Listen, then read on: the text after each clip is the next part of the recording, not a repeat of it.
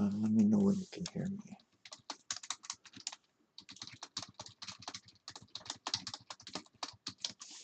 Okay. Yeah.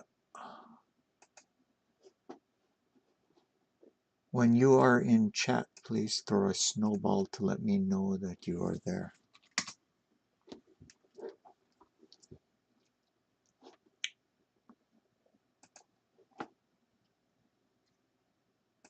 Okay.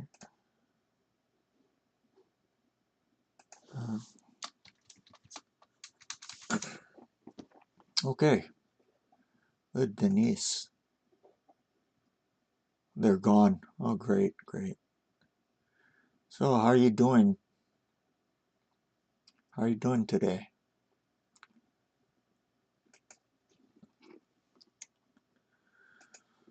Yeah, we'll just wait for Mr. Rasputin, the Mad Monk.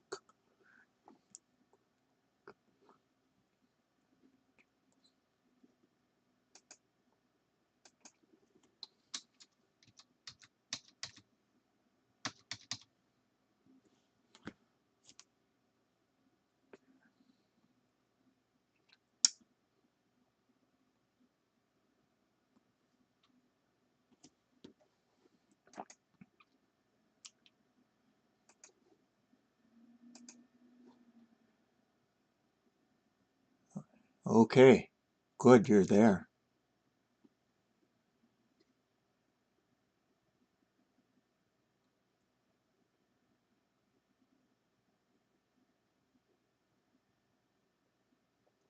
Let's start.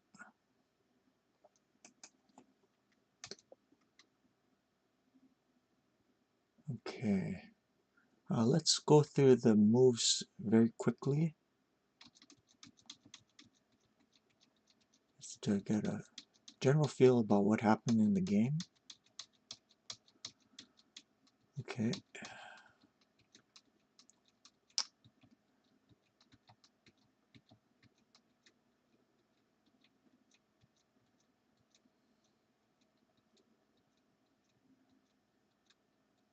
Yeah, it's already very, very bad. Yeah. Okay. Let's go back a couple moves.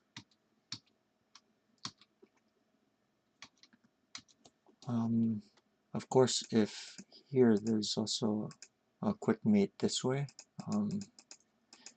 So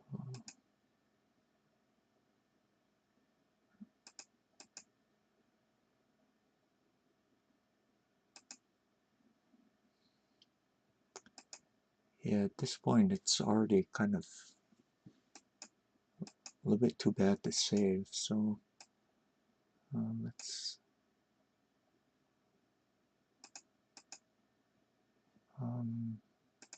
could you try to resist by doing this, maybe? Probably not because of this. And then you capture here next. So that looks kind of tough already. So we have to go back further. Even here, yeah, a bit late. The thing is, if you do this, you can attack the defender again. If this, all you have to do is eliminate that, and then you're gonna bust through in the front. So already this is too late. So we can go back even further. Even though black gave up the rook, it doesn't really matter,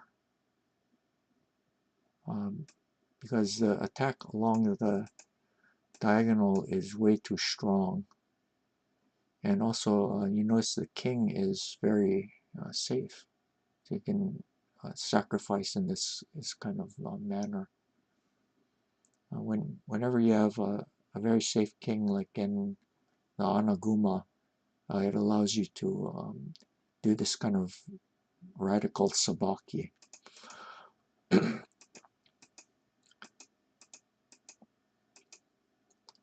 So already at this point, black is already doing very, very well.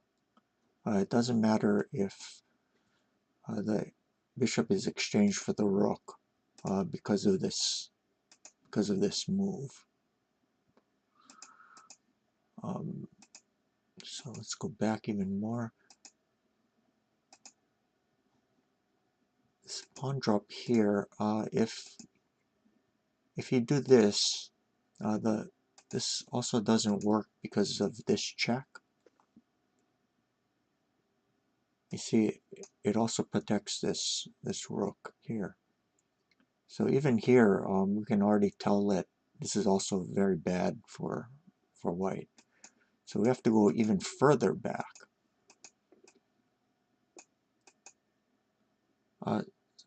So from this, we can conclude that even this move was probably, it doesn't work. So we have to go back even further.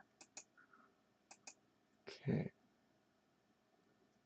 So one of the things when we're looking at this type of position, you notice that the silver and the bishop are like this. So what this means is that white's attacking forces aren't really active. Kind of lag behind because there's too much concentration on the castling moves. So what that should tell us is that white should play more actively with his attacking pieces much earlier than this.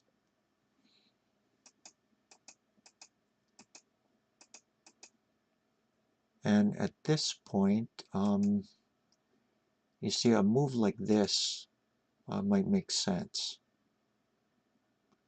because in a way you're kind of waiting for this. Of course, you can still do this, but you notice because of this pawn here, he's made a gain around the kingside area.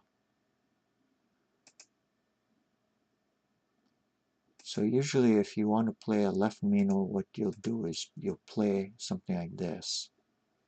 And then you can go into other lines. Okay. So probably already a move like this is probably still okay. Let's see. But after this, it's a signal that black's going to go into an anaguma. So already white has to start thinking about her own play. So here, a move like this makes sense, and then this.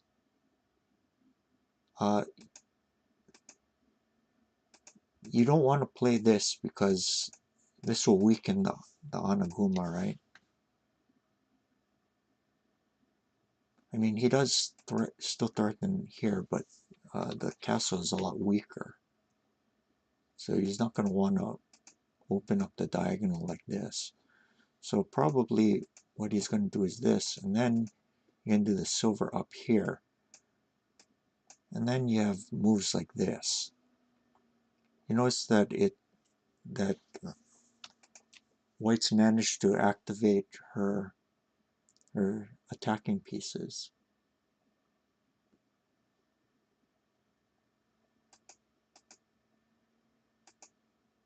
Okay. So the lesson to learn from this game is make sure that you don't allow the opponent to get what he wants too easily, like in the game. You always have to be thinking about getting your own counterplay. And the way to do that is like this. Okay.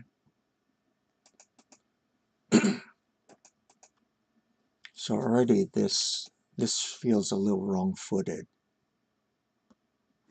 You see, this gold can be attacked by when knights are exchanged.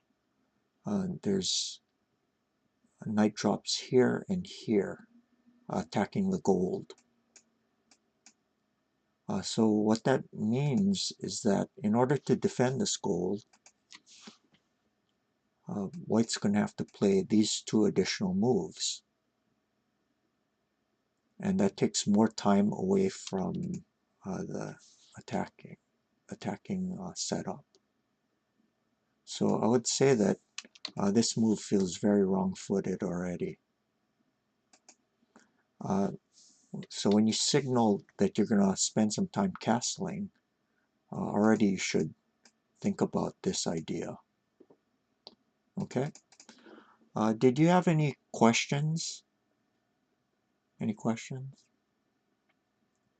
Is your Pandit, is your friend in chat? And can she speak English? Maybe if not, hopefully you can probably translate for her.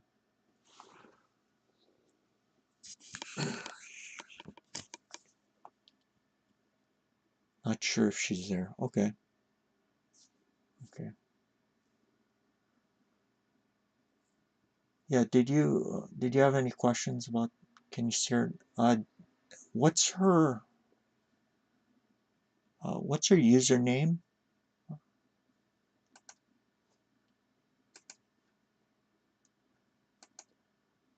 Yeah, I see this Sito22. I don't know if that's her.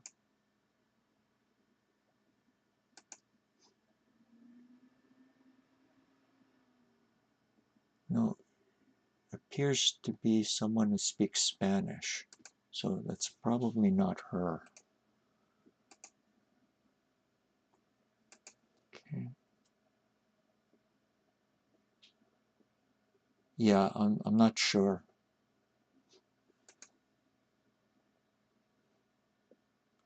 Okay, sure.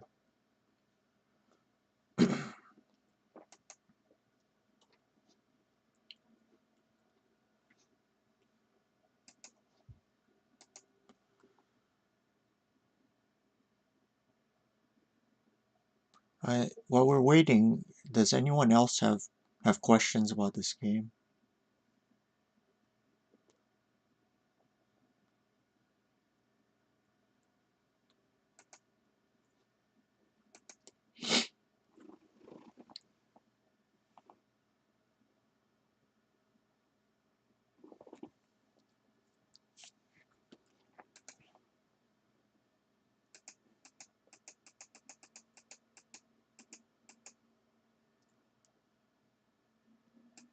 Yeah. See, even at this point, you notice that the king is already kind of safe.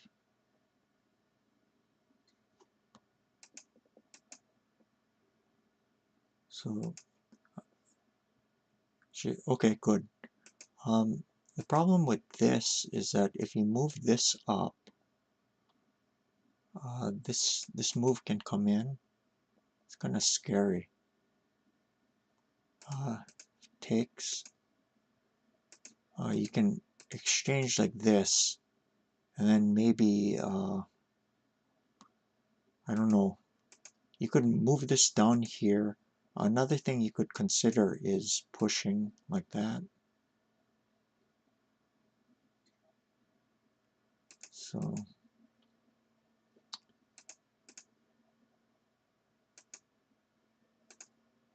see this, get this thread in.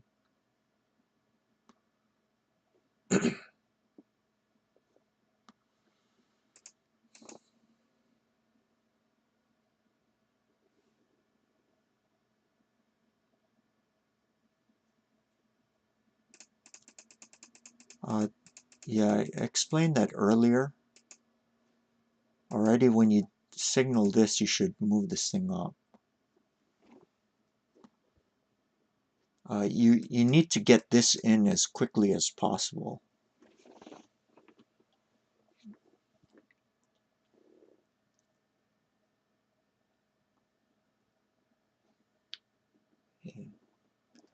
Yeah, can you ask her if she has any questions?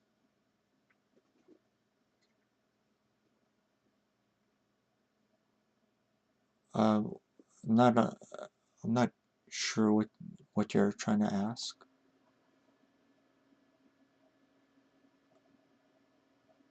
Hey, hi. Welcome to the stream. Okay. Yeah, can you ask her if she has questions?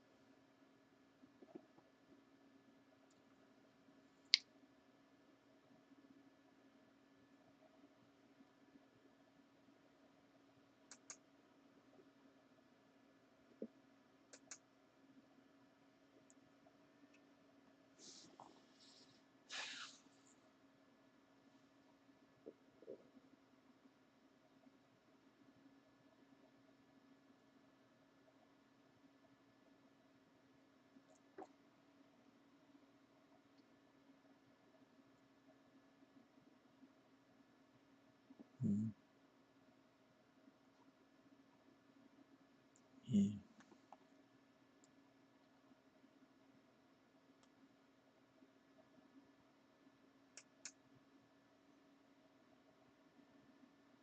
Um, yeah, I actually already explained how to play against this.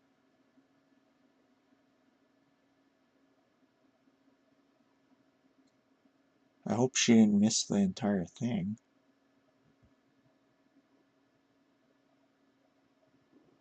Oh yeah, that's another way. Another way to go is,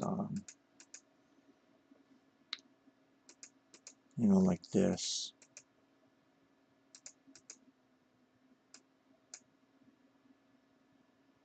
Yeah. The only problem with that is,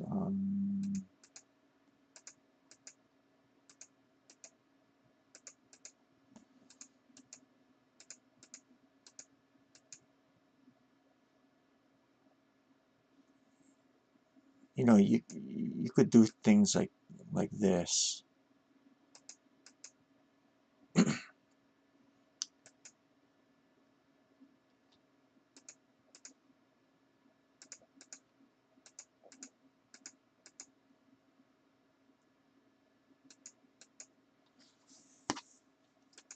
If you play like this signals that you're going to do a quick attack.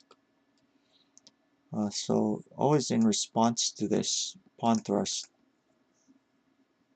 you just castle like that. So that's another way you can play. Um, yeah. Of course, you could also another way of playing is you could do this.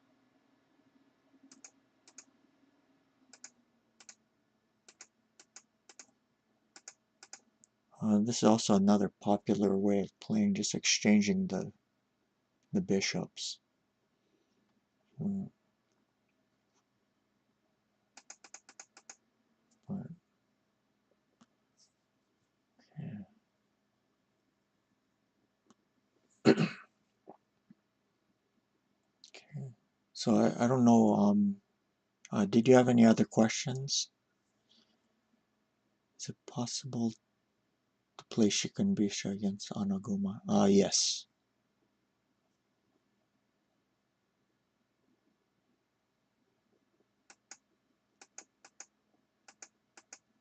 One of the ways that they used to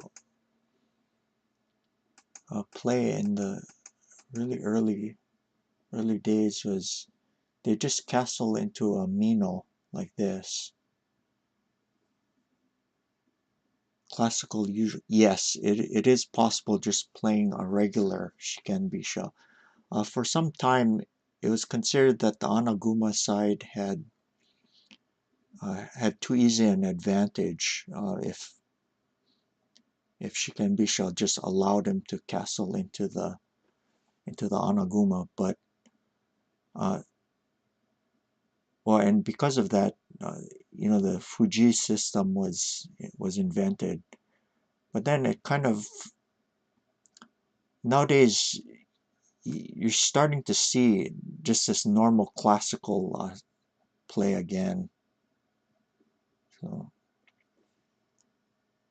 I think, and part of the reason why the Fuji system isn't played as much anymore, it happens to be because of this Q-sen variation. So yeah, it just depends on how you want to play it.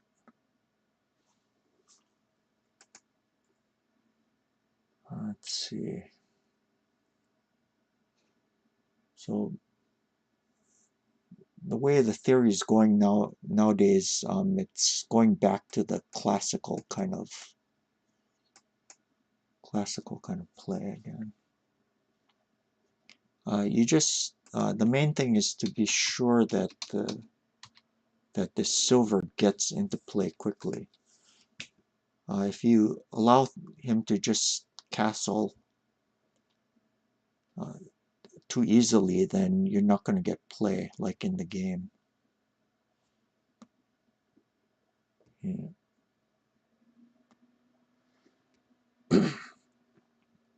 Let me look at. I want to see if I have some like a professional game I can load up. This played pretty recently. Let me look.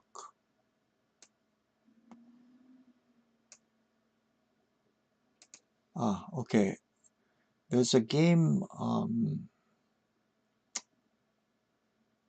Nakamura Taichi versus Sawada, that was played on the 7th of this month, so just a couple days ago. Maybe I can load it up. Oh no, I have to make another study room. I'm gonna close this room and then make a study room. So please give me a second.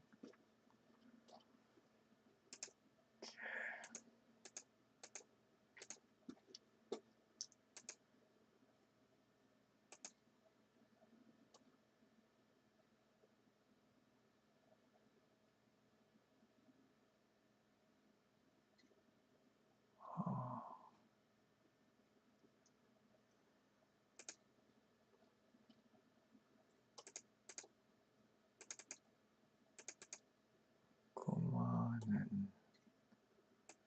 Nakamura Taichi versus Sawada. Okay. It's not loading up. It's not loading up. I'm gonna have to find the game. Yeah, give me a second.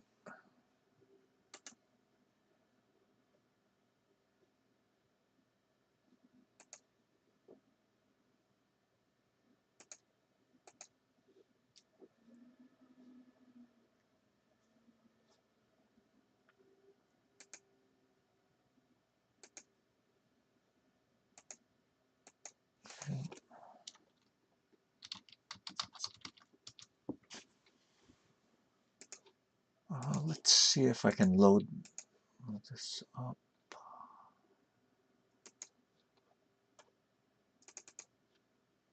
Okay, there we go. Okay.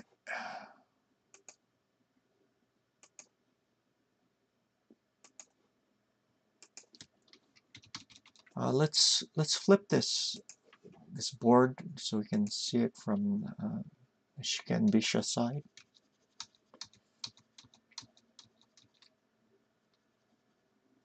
Okay. So you notice after this move, if black's gonna go into a normal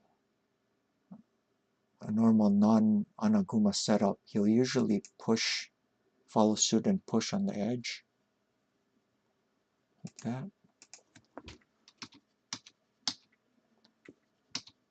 So already you'd be wondering if black is going to be playing an Anaguma because he didn't respond like this. So that already you should be considering the possibility.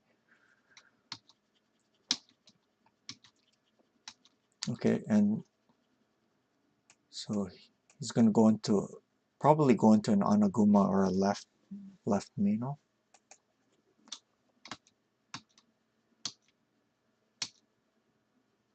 Okay, and you notice how quickly this knight came into play, right? One of the ideas might be some combination of this and this.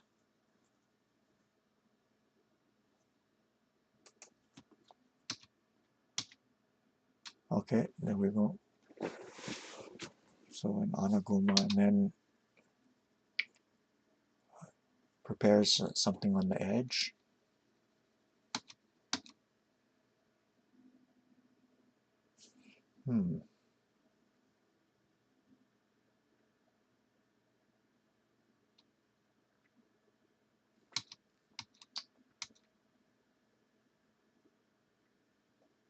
So actually, maybe my remarks on the opening weren't completely accurate in the other game, because this looks pretty similar to what happened in your game.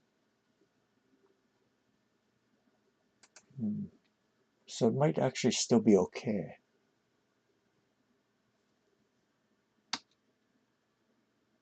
But then this.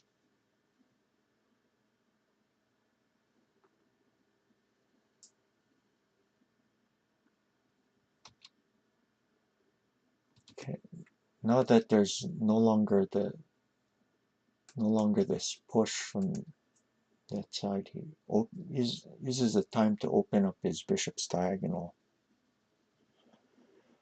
Don't we need hurrying to build a castle? First, it's better to develop a knight. Yeah. Okay. So he's gonna do this, but let's see. You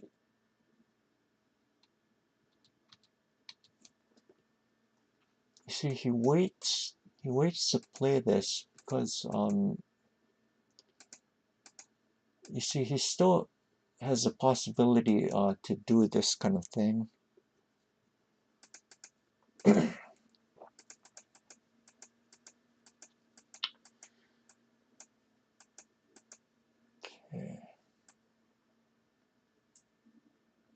Of course, this pawn can't be taken because of that, right?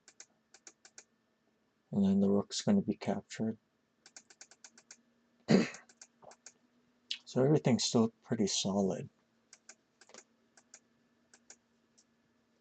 And you have to be kind of careful about things on this diagonal. This actually looks like games that were played in the 90s, the early 90s.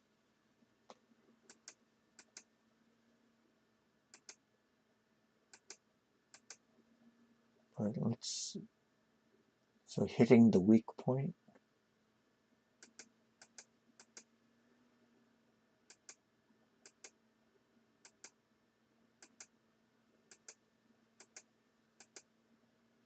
Okay, so at the cost of some pawns, he drives the bishop back to an undesirable square.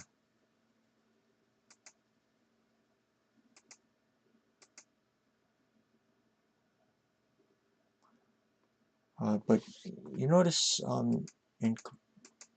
compared to your game,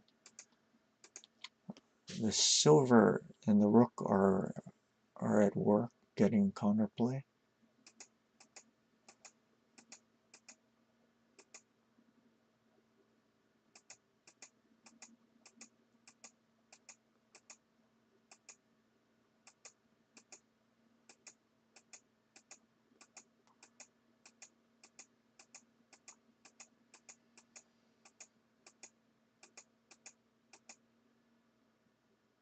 See, these things are working pretty well.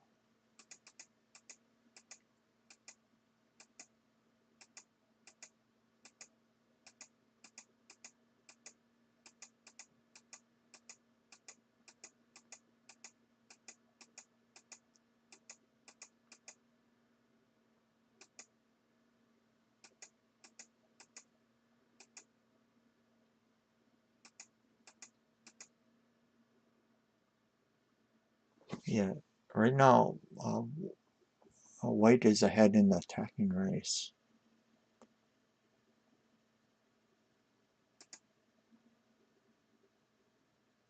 Hmm.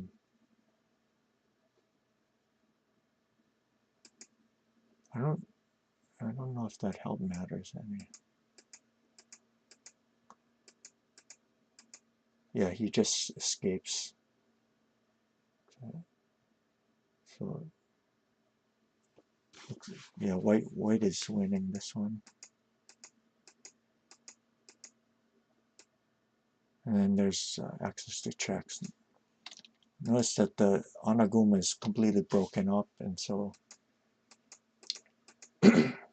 one of the things that you really have to make sure that you do is make positions that it's easy to get in a lot of checks. And the problem against the Anaguma is that uh, as it is in its perfect state, it's impossible to get in that kind of string of checks compared to positions where you use weaker castles. So it's always important to try and break the thing up, do some preliminary moves that break it up. Oh, by the way, this is resign. This is a resign. Let's see. If he does a move like this, then we do this check, right? And then it's going to be a mate, like here. Here,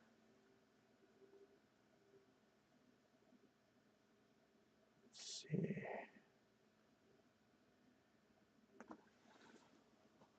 How do we mate him?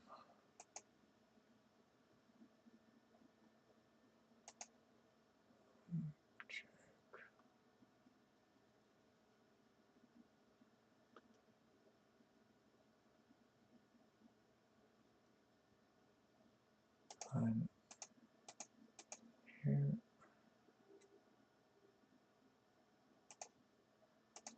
Can we, does this work?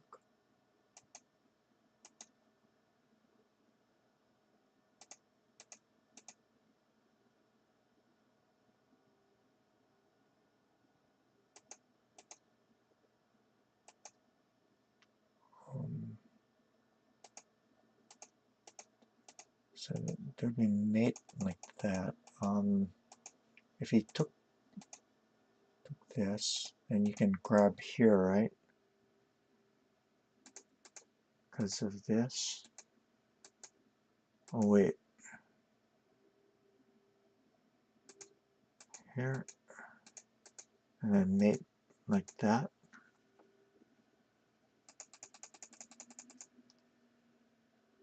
Yeah. Okay. If the king runs this way, then we can force mate this way.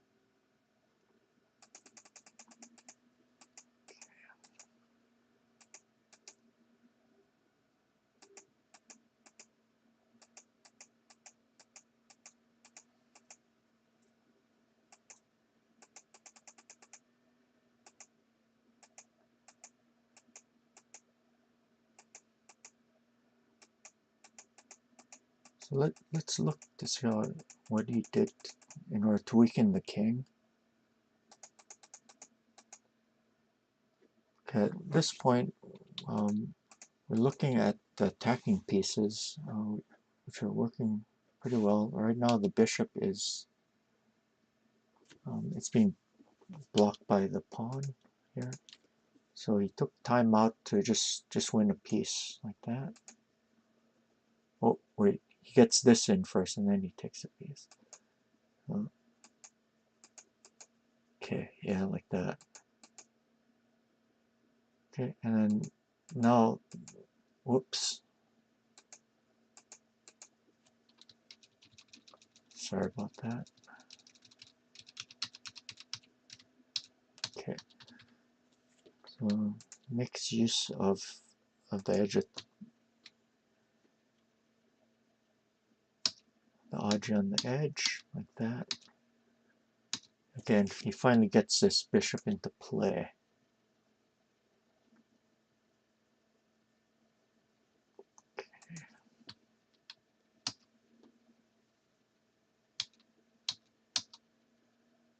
Okay, so the attack is slowed down since you had to pull the rook back. Gives him time to get these moves in.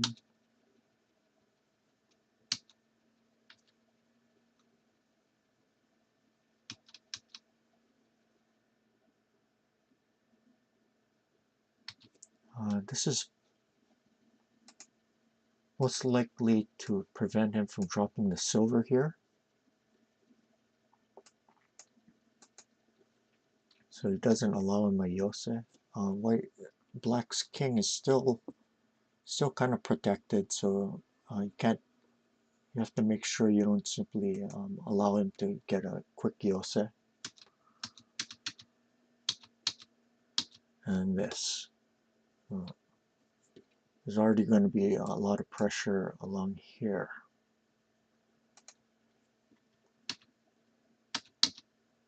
So let's see. So, pressure.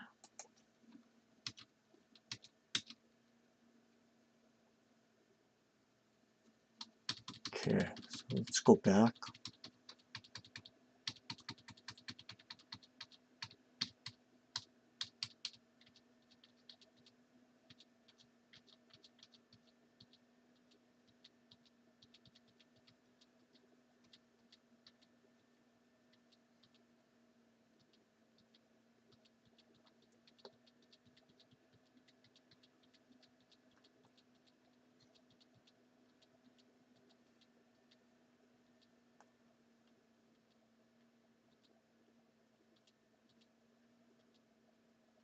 Okay, so I guess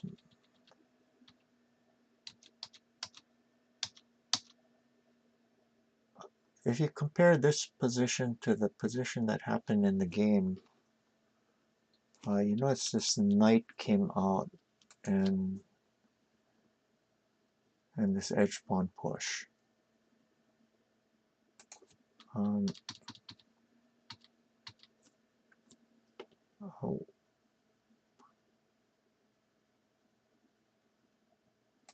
I think, didn't you do something like this?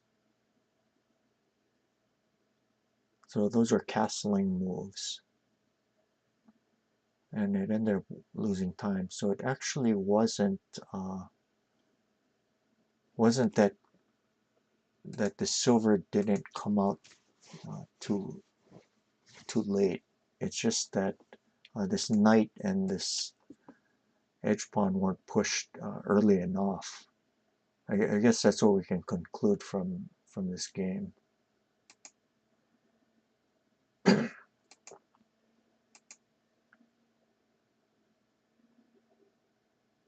So one of the moves came in to help with this later. Yeah, I guess the main thing is to make sure this knight and the pawn come out. Yeah.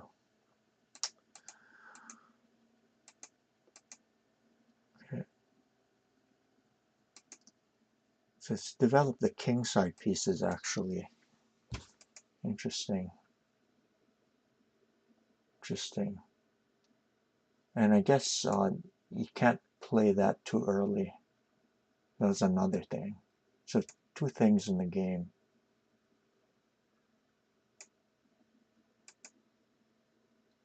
And then after this move,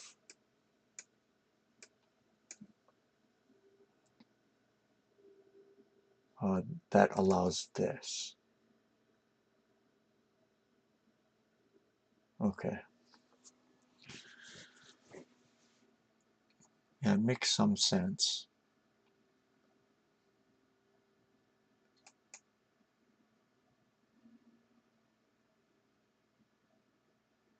Threatening that. He's planning like this. So now that the bishop is off of the diagonal, it'll be much easier to get the attacking pieces into play.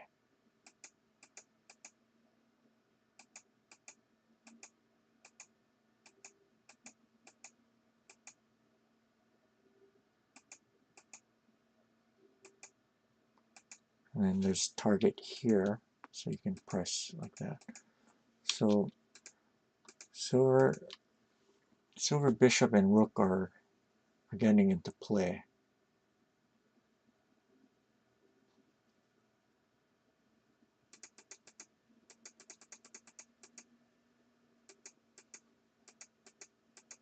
Okay. The rest of this is, yeah, I'm not sure. Okay. Did you have any questions?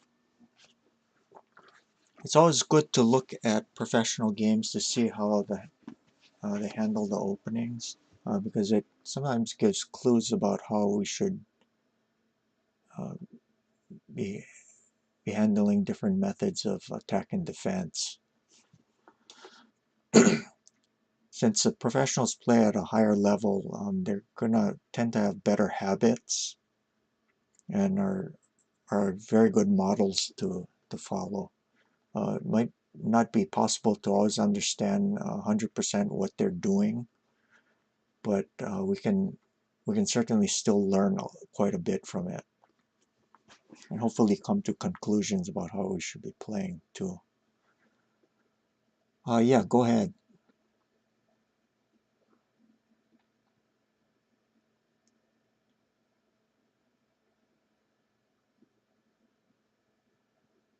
I've been playing shogi for a very long time, probably more than half my life.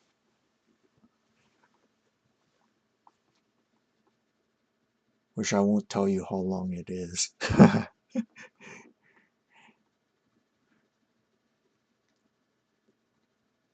Yeah, way more than half my life. There's something like best strategy against Shiken Bisha. Um, yeah, I'm really not sure, Denise, what the best way to play against it is.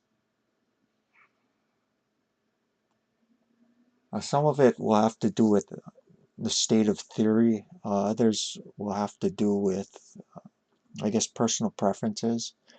If the theory says that one side is good, but because of whatever, uh, there might be some practical considerations. Like, let's say if there's super sharp lines and your memory uh, isn't really good, it probably won't make sense to play the latest very sharp theory, because it would require you to have a lot of those lines already memorized. So you might want to play some type of slower game in order to get positions that you're comfortable in.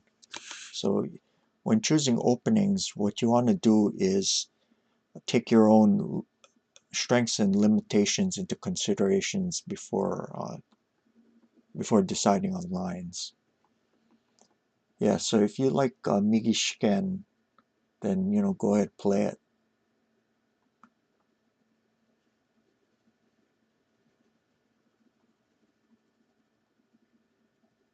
Uh, I want you to notice, no, I'm not. I haven't played in tournaments in a very long time. But that's kind of another. I mean, the reason why I don't is, I may eventually bring it up, but right now I kind of don't want to get into it.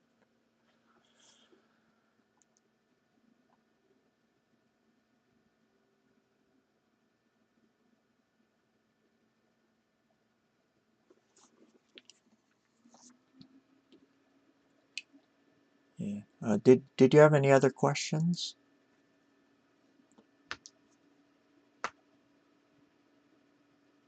Okay. Yeah. Thank you for joining us. Can I play regular chess? Yes, I do play. I do play Western chess. I often play on ICC, the Internet Chess Club, and sometimes I should even stream my Blitz sessions.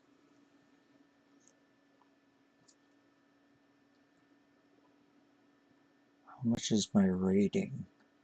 On ICC, in the 5-minute category where you're paired up randomly, sometimes my average rating is around somewhere between 2000 and 2100. Sometimes it dips below or above that. My regular Blitz rating at the highest was 2500, and my standard, which is the slower games, was between 21 and 2200. Yeah. So not too bad for a club level player. Yeah. So I'm certainly not close to being a titled player, but for a club player, I'm pretty satisfied with my progress. And if you do play chess, shogi can be used as a form of cross training because you end up having to do a lot of calculation in shogi, and you also get a better feel for initiative. And a lot of times that kind of uh, calculation practice with calculation can carry over to chess too. So it's fun stuff.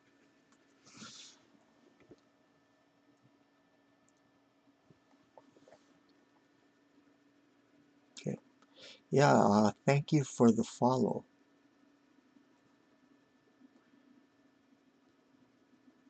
Okay.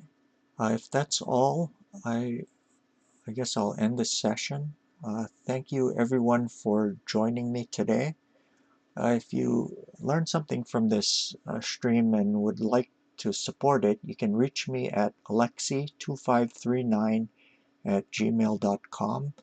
Also, your comments and suggestions I'm always very happy to hear from my viewers. So thank you again, and I will see you guys all later. If you haven't already, please register your Twitch account and follow me. Also, I have a YouTube channel. I'll put in the link in the chat, and then please subscribe to that. I sometimes archive a lot of my streams there, as well as post videos that aren't streamed. There is the URL. Okay, and I will see you guys all later. Take care. Bye.